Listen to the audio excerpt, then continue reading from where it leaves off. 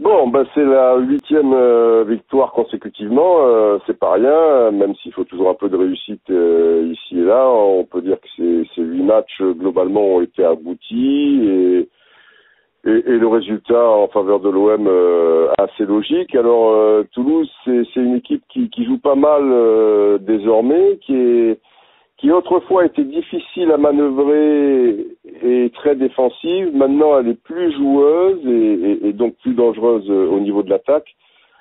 Je pense qu'il y a deux mi-temps bien distinctes. Il y a la première où l'OM a été remarquable, a très bien pressé. Le deuxième but est magnifique dans sa conception, avec ce jeu à une touche de balle qui part donc de l'interception de Romao, après Djadjedje, Thauvin, Imbula, extérieur, Payet, Imbula, Payet again, redonne après Imbula, Mendy qui s'engage, etc. Bon, un but de Gignac.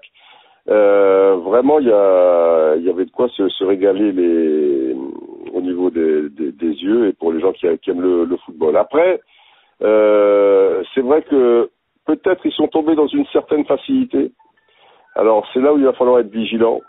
Ensuite, parce que tu peux pas tenir 90 minutes à ce rythme, je pense, et notamment pour les deux matchs qui risquent d'être costauds à Lyon, qui est en pleine bourre donc, et puis bien sûr au Parc des Princes dans la foulée, il va falloir mieux gérer les moments faibles.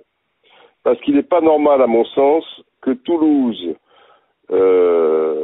sans la mansuétude quand même de l'arbitre, soit aussi dangereux. Et alors je parle de l'arbitre parce que l'air de rien, il y a une Koulou qui bloque un joueur qui partait seul au but. Normalement, il a carton rouge. Et le joueur qui part seul au but, s'il le bloque pas, c'est un contre un contre Mandanda. Un contre un, évidemment, ça peut faire 2-1. Il y a deux pénaltys qui sont pas sifflés en faveur de Toulouse.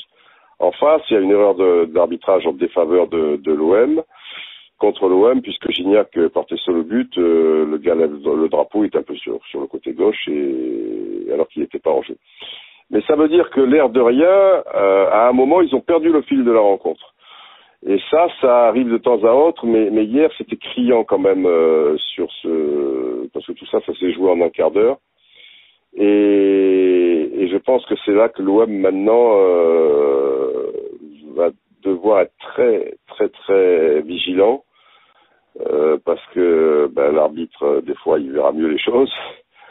Et puis contre Lyon et le PSG qui ont des joueurs, bon le PSG c'est pas encore ça, c'est clair, mais ça peut le redevenir. Donc voilà. Donc voilà, bon, faut continuer sur cette lancée. On sait bien que, j'imagine qu'ils vont pas gagner tous les matchs jusqu'à la fin du championnat. Je leur souhaite, mais la meilleure manière d'avoir des résultats, maintenant, voilà, je pense que la progression, elle doit être à ce niveau-là.